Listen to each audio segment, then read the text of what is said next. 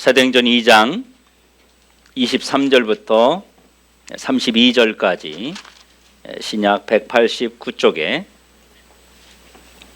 이 말씀을 우리 한 절씩 함께 교독하도록 하겠습니다. 제가 먼저 읽고 그리고 여러분들이 읽고 마지막 절은 같이 합독하도록 하겠습니다. 제가 먼저 읽겠습니다.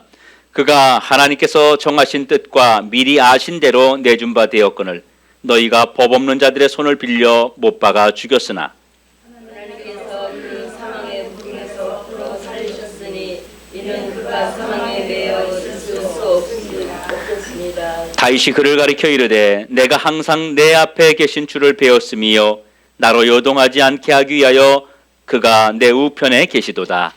그러므로 내 마음이 기뻐하였고 내 영혼도 즐거워하였으며 육체도 희망에 거하리니 이는 내 영혼을 음부에 버리지 아니하시며 주의 거룩한 자로 썩음을 당하지 않게 하실 것이미로다. 주께서 생명의 길을 내게 보이셨으니 주 앞에서 내게 기쁨이 충만하게 하시리로다 하였으므로 형제들아 내가 조상 다윗에 대하여 담대히 말할 수 있노라. 다윗이 죽어 장사되어 그 묘가 오늘까지 우리 중에 있도다. 그는 선지자라 하나님이 이미 맹세하사 그 자손 중에서 한 사람을 그 위에 앉게 하리라 하심을 알고 미리 본 고로 그리스도의 부활을 말하되 그가 음부에 버림이 되지 않고 그의 육신이 썩음을 당하지 아니하시리라 하더니 이 예수를 하나님이 살리신지라 우리가 다 이 일의 증인이로다. 아멘. 아멘. 오늘은 부활절입니다.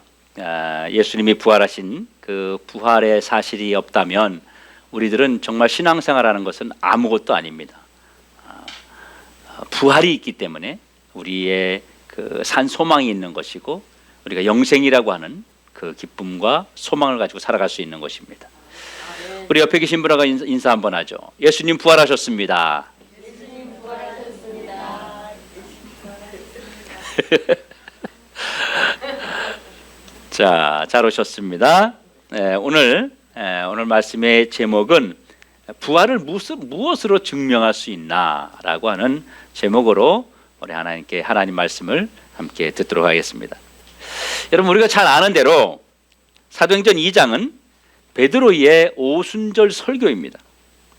베드로의 오순절 설교의 핵심은 바로 예수 그리스도입니다. 예수님이 이 땅에 오셔서 무슨 일을 하셨고 예수님에게 어떤 일이 일어났는지를 말하는 것입니다. 그래서 사도행전 2장에 예수님에 대한 이야기를 하면서 예수님께서 이 땅에 계시는 동안 두 가지를 하셨다고 말하고 있습니다. 그것이 무엇이냐면 큰 권능을 행하셨고 기사와 표적을 행하셨다 이렇게 말하고 있습니다. 주님이 이 땅에 계시는 동안 주님이 누구신지를 권능과 그 기사를 통해서 보여주셨습니다. 그런데 문제가 있어요. 어떤 문제가 있습니까? 예수님이 이 땅에 오셔서 큰 권능과 기사를 통해서 주님이 누구신지를 보여주셨는데 이 예수님을 법 없는 자들이 십자가에 못 박아 죽였다 이렇게 고발했습니다. 23절에 보니까 그가 하나님께서 정하신 뜻과 미리 아신 대로 내준 바 되었거늘 너희가 법 없는 자들의 손을 빌려 못 박아 죽였으나 예수님이 법 없는 자들에 의해서 십자가에 못 박혀 죽으셨다고 말하는데 이 법 없는 자들이 누구냐 하는 것입니다. 지금 이 법 없는 자들은요 베드로의 설교를 듣고 있는 수많은 유대인들을 말하는 것입니다. 지금 베드로는 유대인들을 향해서 아주 직격탄을 날리고 있는 거예요. 베드로의 설교를 듣고 있는 유대인들 입장에서는요 베드로의 설교가 얼마나 부담스러웠겠습니까? 불과 얼마 전까지만 해도 이들은 예수님을 죽이라고 소리쳤던 바로 그들입니다. 그러면 베드로가 뭐라고 설교했느냐면요 너희가 못 박아 죽인 그 예수님이 살아나셨다 이렇게 이야기를 한 거예요. 얼마나 부담스럽겠어요. 주일날 예배 안 나왔는데 안 나오신 분을 쭉 앉혀놓고 지난주에 교회 안 예배 안 나온 사람들 말이야 막 이러면서 얘기하면 그 사람 듣는 사람이 얼마나 부담되겠어요. 근데 이거는 그것보다 더한 것이거든요.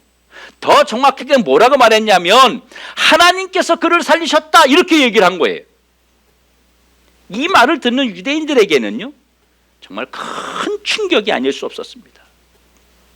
정말 너무나도 이들은 큰 충격이었습니다. 자신들이 믿고 있는 하나님이 살리셨다는 거예요. 자신들이 죽인 예수님을 다른 분도 아니라 하나님이 살리셨다는 거예요.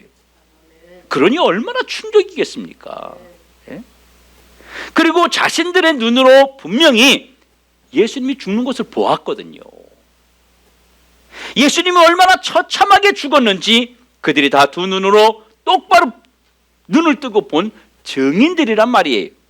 그런데 여러분, 죽음이 무엇입니까? 죽음은 끝이잖아요. 죽음이라는 거는 더 이상의 아무것도 기대할 수 없는 그것이 바로 죽음이고 끝이라는 것입니다. 우리가 죽음을 왜 두려워합니까? 끝이기 때문이에요. 죽음이 끝이 아니라 다시 한번 인생이 주어진다면 죽음이 두렵겠습니까? 아니거든요. 예수님의 그 죽음을 목격한 증인들이 그 자리에 수백 명이었습니다. 아니 그 이상이 되었습니다.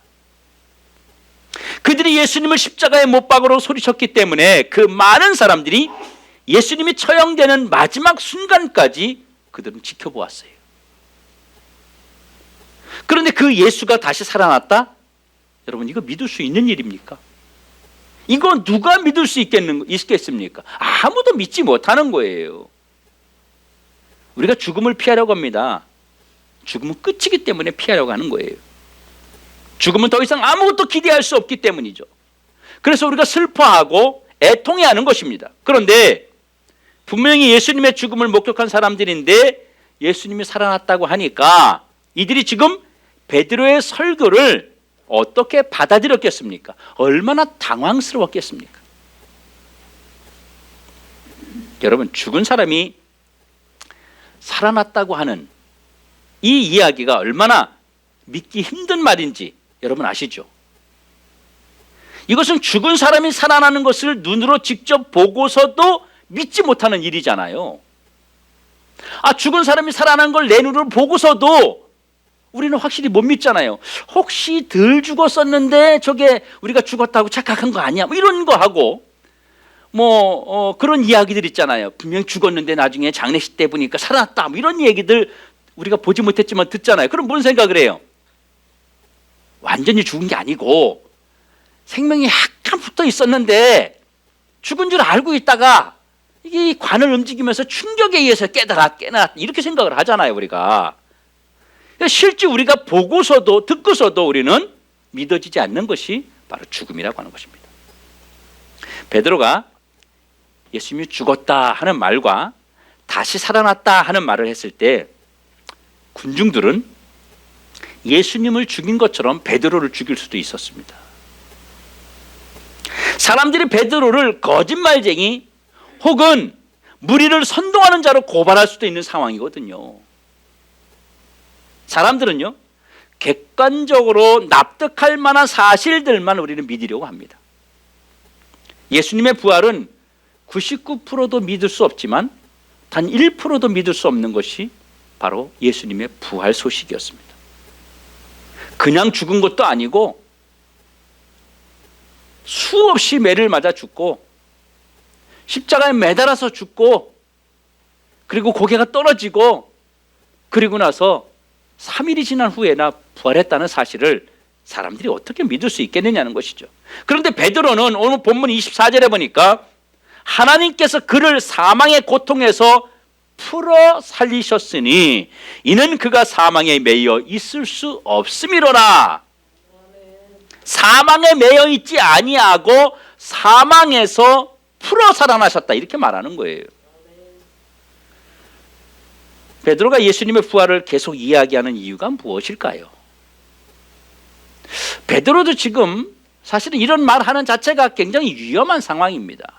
그런데 계속해서 부활을 이야기하는, 예수님이 살아났다고 하는 이야기를 계속하는 이유가 뭘까요? 지속적이고 더 강력하게 선포하는 이유가 도대체 뭘까요? 한마디로 베드로는 부활의 증인이기 때문입니다. 증인이란 사실을 목격한 사람을 증인이라 그러잖아요. 어떤 사건에 대해서 직접적인 목격한 사람이 증인입니다. 32절에 보면 이렇게 말합니다. 이 예수를 하나님이 살리신지라 우리가 다 이 일의 증인이로다. 하나님께서 예수님을 살리신 일에 대해서 우리가 다 증인이라고 말하는 거예요. 베드로는 지금 이 일의 증인이다. 이 일이란 도대체 무엇을 말합니까? 예수님이 부활하신 사건을 말하고 있는 거예요. 또 증인이라는 것은 사실을 말하는 자입니다. 그렇다면 베드로는 예수님의 부활을 어떤 식으로 체험하고 직접 보았다는 말 아니겠습니까? 지금 베드로가 예수님의 부활의 증인이라고 이야기하는 거예요. 그러니까 무엇인가 분명히 보았다는 것이고 무엇인가 베드로는 체험했다는 말이에요. 그래야만 증인이 되니까. 그러면 베드로는 예수님의 부활을 어떻게 증명할 수 있을까요? 여러분, 베드로가 예수님의 부활을 어떻게 목격했습니까? 어떻게 목격했습니까? 베드로는 부활하신 예수님을 직접 만났고 체험했습니다. 그리고 예수님께로부터 이 일의 증인이 되라고 직접 사명을 받은 사람이에요. 요한복음 21장에 보면 베드로가 바다에서 고기를 한 마리도 잡지 못했어요. 예수님 부활하신 후에 이제 나는 예수님의 제자가 못 된다. 고기나 잡으러 내 옛날 직업을 찾아서 가야 되겠다. 그리고 바다에 가서 고기를 잡기 시작했어요. 그때 예수님이 찾아오셨잖아요. 근데 고기를 한 마리도 못 잡은 거예요. 그래서 예수님께서 오셔서 그물을 빨리 내려라. 그래서 그물을 내렸더니 거기에 고기가 얼마나 많이 잡혔는지 배 하나에 담을 수도 없을 만큼 그렇게 많이 고기가 잡혔단 말이에요. 그리고 나서 예수님이 조반을 준비해 주셔서 그 고기로 조반을 준비하셔서 제자들과 함께 아침을 드시고 그런 사건들. 그래서 예수님을 만나고 직접 예수님과 함께 대화도 하고 하는 그런 경험을 한 사람입니다. 바로 자기가 본 사실을, 자기가 체험한 부활의 예수님을 전하지 않을 수가 없었던 것입니다. 베드로가 이 일의 증인이라고 하는 것은 예수님의 부활이 분명한 사실이기 때문에 이 예수님의 부활을 그곳에 있는 모든 사람들에게 강력하게 증언하고 있는 것입니다. 우리가 그러잖아요. 뭘 봤는데 너 봤어? 그럼 내가 진짜 봤으면 봤다니까? 야, 내 손에 장을 찢는다. 뭐 이런 얘기를 하잖아요. 그만큼 확신이 있다는 거예요. 근데 지금 베드로는 한 번이 아니라 그걸 많은 경험을 했기 때문에 말하면 말할수록 더 확실한, 더 확고한, 더 강력한 지금 증언을 하고 있는 것입니다. 베드로는 지금 자신이 예수님이 부활하신 사건에 대한 증인으로서 말하고 있는 것입니다. 그러면 베드로는 무엇으로 예수님의 부활을 증명할 수 있겠습니까? 이렇게 이야기합니다. 첫 번째, 베드로는 예수 그리스도의 부활을 성경이 증언하고 있다고 이야기하는 거예요. 그러면서 그는 유대인들이 믿고 있는 성경을 인용해서 그대로 그들에게 설교했어요. 오늘 읽은 본문 중에 시편 16편 8절에서 11절의 말씀을 인용하면서 예수 그리스도께서 음부에서 무덤에서 일어난 것이 성경에 약속되어 있다 이렇게 이야기하는 거예요. 그러니까 예수님의 부활은 우연도 아니고 거짓말도 아니고 그저 무엇을 부풀려서 이야기한 것도 아니고 성경 자체가 증언하고 있다는 거예요. 여러분, 유대인들은요 성경 말씀을 하나님처럼 여깁니다. 하나님 말씀처럼 완전히 그렇게 여기고 있는 거예요. 너희들이 믿고 너희들이 따르는 성경이 기록되어 있지 않느냐 이렇게 말하는 거예요. 두 번째, 또 하나는 다윗도 예수님의 부활의 증인이라고 말합니다. 본문 31절에 보면 미리 본고로 그리스도의 부활을 말하되 그가 음부에 버림이 되지 않고 그의 육신이 썩음을 당하지 아니하시리로다 하니. 여러분, 예수님이 이 땅에 오시기 수백 년 전에 다윗은요, 다윗의 그 영성으로 예수 그리스도께서 부활하실 것이다, 그분이 살아날 것이다, 그분이 일어날 것이다, 이것을 다윗의 입을 통해서 고백하고 증언했습니다. 다윗은 우리보다도 먼저 예수님의 부활을 보고 증언한 사람입니다. 여러분, 이스라엘 국가의 그 국기에 별 하나가 딱 있잖아요. 그게 뭐냐면 다윗의 별이거든요. 이스라엘 사람들은 이 다윗을 자기들의 위대한 조상으로 여기고 정말 자랑스러워하는 그런 사람으로 여깁니다. 그 다윗이 바로 수천 년 전에 예수님의 부활을 증언했다고 베드로가 유대인들에게 말하고 있는 것입니다. 그리고 예수님의 부활은 베드로를 포함한 모든 제자들이 증인입니다. 이미 말한 것처럼 베드로는 예수님의 부활을 수도 없이 체험했습니다. 예수님의 제자 사도 도마 아시죠? 내가 예수님을 못 박힌 손을 내가 만져보고 창에 찔린 옆구리를 내가 만져보기 전에는 믿지 못하겠다, 그랬을 때에 예수님이 그에게 나타나셔서 내 손을 만져보아라, 내 옆구리를 만져보아라, 그렇게 했을 때에도 그들은 주님을 체험했습니다. 예수님이 부활하신 후에 부활을 믿지 못했던 제자들은 여러분 어떻습니까? 다 주님 버리고 도망갔습니다. 모두가 무섭다고 두려워서 숨었습니다. 그러나 예수님의 부활을 믿고 예수님의 그 부활을 체험한 다음에는 한 사람도 빠짐없이 다 나가서 예수님의 부활을 증언하고 증인이 되었습니다. 예수님도 사도행전 1장 8절에 너희가 권능을 받아서 사마리아 땅 끝까지 내 죽음과 부활에 대해서 증인이 되라고 그렇게 직접 말씀하셨잖아요. 이 모든 것을 종합해 볼 때 예수님의 부활은 사실이라는 것입니다. 여러분 생각해 보세요. 무서워서 두려워서 사람들도 못 만나고 다 들어가서 숨어 있고 그랬던 사람들이 어떻게 무슨 근거로 한 사람도 빠짐없이 모든 사람이 나와서 전 세계 열방으로 나가서 복음을 증거하고 이 부활의 사실을 증거할 수 있었겠느냐는 거예요. 사람이 한번 두려움에 쌓이면요, 그 두려움을 벗어나기가 너무너무 어려운 겁니다. 너무너무 어렵습니다. 여러분, 코로나 요즘 무섭잖아요. 이 코로나 무서움, 이 공포에 휩싸이면요, 이게 끝나도 두려운 겁니다. 끝나도 두렵습니다. 혹시 또 다른 거 오는 거 아니야? 그저 뭐 기침만 한번 해도 그 유튜브 영상 같은 거 보면 어떤 사람이 재채기를 한번 확 하니까 주변 사람들이 그냥 다 도망가고 뭐 무서워가지고 그냥 재채기 하지. 저도 지하철 타고 다니다 어떨 때는 재채기가 나오는데 못 하겠는 거야. 주변 사람들 다 도망갈까 봐, 이상하게 쳐다볼까 봐. 그런 두려움에 빠져있던 사람들이 자기의 생명을 조금도 아끼지 아니하고 죽음을 두려워하지 않고 나갈 수 있었던 것, 이것은 예수님의 부활을 진짜 경험하지 않으면 불가능한 사실이었습니다. 그러면 예수님은 왜 부활하셨습니까? 우리를 죄에서 용서하실 뿐만 아니라 우리가 완전한 구원을 선물로 받게 하기 위해서 주님은 부활하신 것입니다. 완전한 구원이란 무엇입니까? 우리가 이 땅에서 예수 그리스도를 믿음으로 받는 구원과 우리의 생명이 내세에 영원히 주님과 함께 왕노릇하는 이 놀라운 축복이 주님의 부활을 통해서 우리에게 주어진 것입니다. 그러므로 베드로는 예수 그리스도의 부활을 믿고 너희들이 완전한 구원을 얻고 그 구원으로 인하여 기뻐하라, 그렇게 선포하고 있는 것입니다.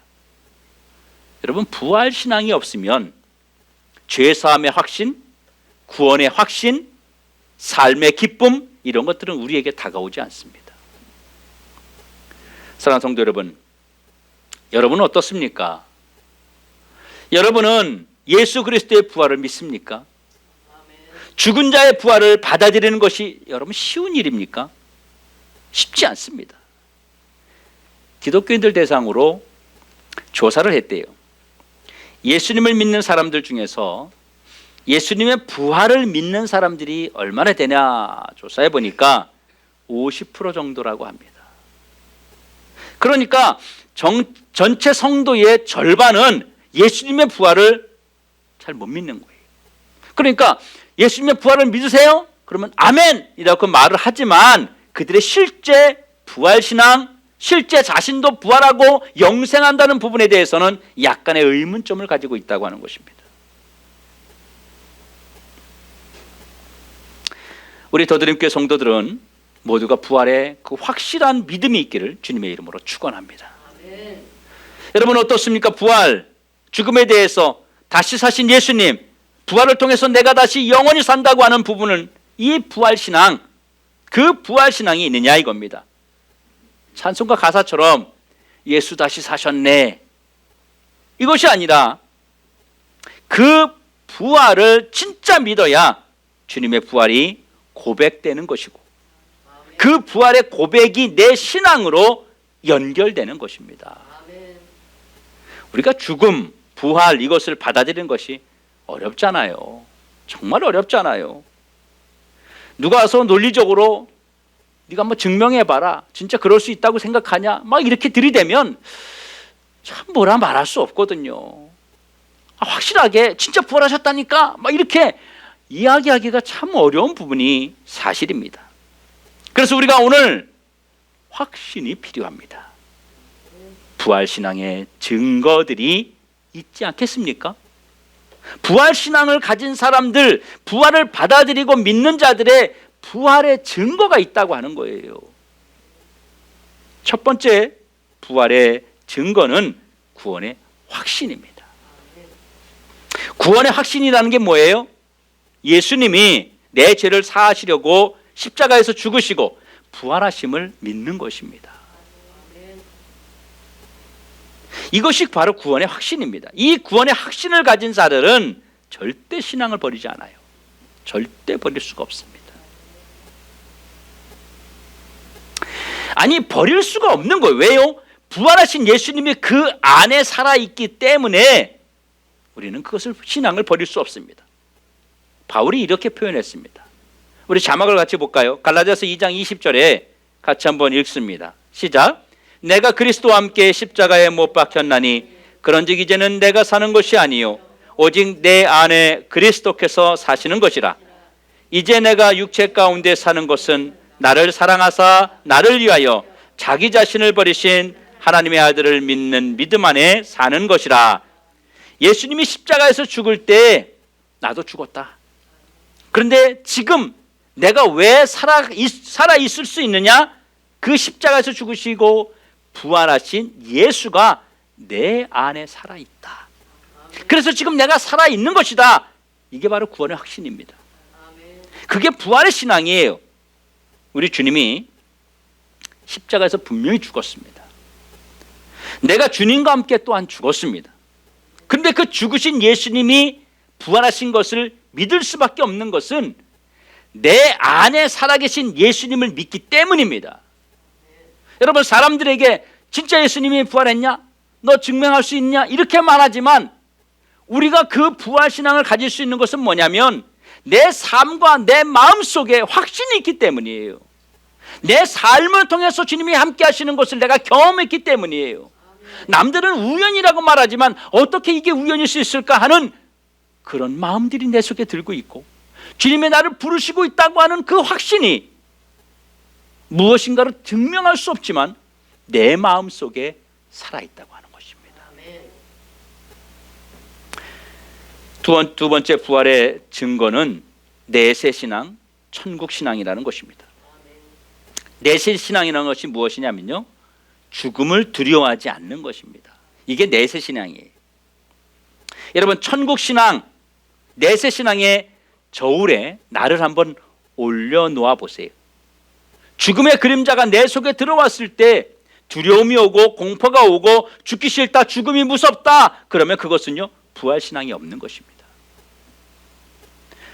내가 죽음의 저울, 천국신앙의 저울에 올라갔을 때 나는 어떠한지, 찬송가 가사 중에 며칠 후 요단강 건너가 만나리, 그러면서 기다리던 성도들을 만나면 얼마나 즐거운 잔치가 열릴까, 이거를 고대하는 거거든요. 이 천국 신앙이라는 것이. 지금은 우리가 힘들지만 그러나 천국의 소망을 두고 살아가면 그곳에 더 귀한 것들이, 더 우리를 반겨주는 것들이, 더 놀라운 것들이 있다고 하는 그 마음, 그 신앙을 갖는 것입니다. 이런 기쁨이, 이런 소망이, 그리고 영원히 주님과 함께 왕노릇하는 이런 모습이 여러분 속에서 죽음을 몰아내고, 불안을 몰아내고, 공포를 몰아내고, 두려움을 몰아내는 이런 것이 어디에서 이루어지느냐? 바로 부활 신앙에서 이루어집니다. 우리 신앙인들 중에 우리 신앙 믿음의 선배들이 있습니다. 정말 고진 엄청난 고통들을 당하고, 그리고 예수님의 제자들뿐만 아니라 많은 사람들이 세상에서 순교당하고 죽어간 사람들이 많습니다. 죽음을 피할 수 있었는데도, 도망갈 수 있었는데도 그렇게 하지 않은 사람들이 많이 있습니다. 예수님의 제자들 같은 경우는요, 정상적으로 죽은 사람이 별로 없습니다. 거의가 정말 비참한, 인간의 모습으로 보면 비참하게 죽었습니다. 목이 잘려 죽는 거는 이건 기본이고요. 기름에 튀겨 죽이기도 하고, 살점은 껍데기를 다 벗겨서 죽이기도 하고, 온갖 고통과 고난을 받으면서 죽었어요. 너 한마디만 해라, 한마디만.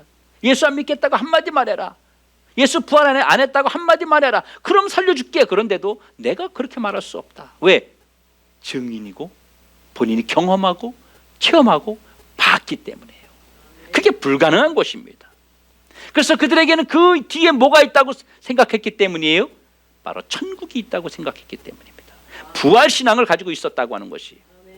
세 번째 부활신앙의 증거가 무엇이냐면, 이 땅에서 우리가 전투적인 신앙생활을 하는 것입니다. 우리가 부활신앙이 있는데 두렵겠습니까? 고난 앞에, 위기 앞에, 죽음 앞에서도 부활신앙 가진 사람은요, 두려워하지 않는 것입니다. 바울이 말하기에 이렇게 말했습니다. 내가 사는 것이 유익하지만 그리스도를 위해서 죽는 것은 더 유익하다. 부활신앙이 있기 때문이에요. 부활신앙을 가진 사람은 세상과 타협하지 않고 믿음을 지키기 위해서 바로 전투적인 신앙생활을 하는 것입니다. 신앙생활을요, 물에 술 탄 듯, 술에 물 탄 듯, 그리고 왔다 갔다 정체성, 정체감도 없고, 주님을 위해서 하는 것도 없고, 아는 것도 없고, 정말 부활 가진 사람은 그러나 목숨을 걸고 싸우듯이, 전투하듯이, 전쟁하듯이 그렇게 신앙생활하는 것입니다. 여러분, 영적인 삶을 보면 우리가 신앙생활하는 것은 정말 전쟁과 같습니다. 세상 것을 끊고 하나님께 나오기가 얼마나 힘든지 몰라요. 죄를 버리고 세상 사람들이 원하는 것을 다 버리고 하나님이 원하는 것을 쫓기가 얼마나 어려운지 모릅니다. 정말 어렵습니다. 그래서 우리는 뭐라고 말해요? 십자가 군병이라고 말하는 것입니다. 그래서 우리에게 사명이 있습니다. 우리는 다 부활의 증인이라는 것이에요. 여러분들은 지금부터 부활의 증인으로 살아가야 됩니다. 부활의 증인은 무엇입니까? 사실을 말해야 된다고 하는 거예요. 사실을. 어떤 사실이요? 내가 믿고 내가 만난 예수를 말하는 것입니다. 여러분, 베드로가 자신이 체험한 부활하신 예수님을 전했던 것처럼 내가 예수님의 부활을 체험했다. 내가 알고 있는 지식으로가 아니라 내 고백으로 나 예수 부활했음을 믿어요. 이 예수를 당신에게 전하고 싶어요. 나는 이 예수 말하지 않고선 견딜 수 없어요. 이게 부활신앙이라는 것입니다. 여러분, 한 사람 한 사람을 두고 보면요, 다 하나님의 역사하심과 부르심이 있었어요. 서로는 그 상황들을 모르지만 저는 다 알잖아요. 어떻게 주님 앞에 오게 됐는지. 다 만지심이 있었어요. 다 만지심이 있었습니다. 그것을 경험하고 체험한 여러분들 속에 바로 부활하신 예수님이 함께하고 계시다고 하는 것입니다.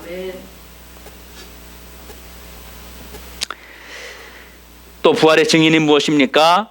내 삶 속에서 역사하고 계시는 그 주님을 말하는 것입니다. 이것이 바로 부활의 증인입니다.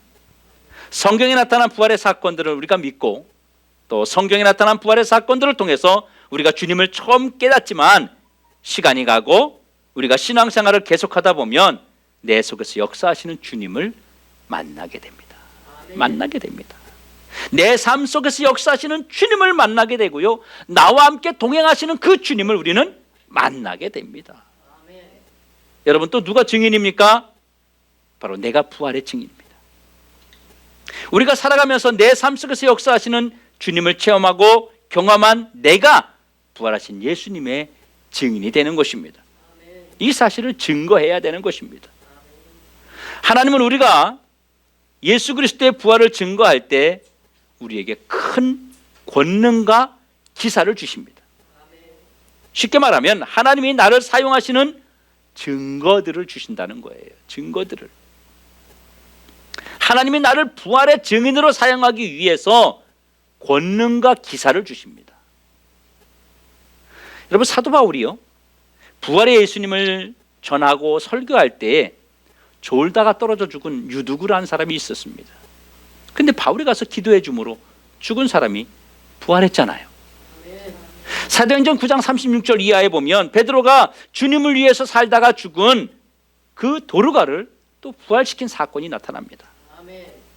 기사와 표적과 권능을 주십니다. 내 삶 속에서 나타나는 그 마음의 평강과 기적을 베풀어 주시는 거예요. 여러분, 소소한 것 같지만 그 소소한 것들이 여러분의 신앙을 지탱해 주고 내 속에서 역사하시는 것입니다. 우리 김진홍 성도님이 이야기하는 이야기를 들었어요.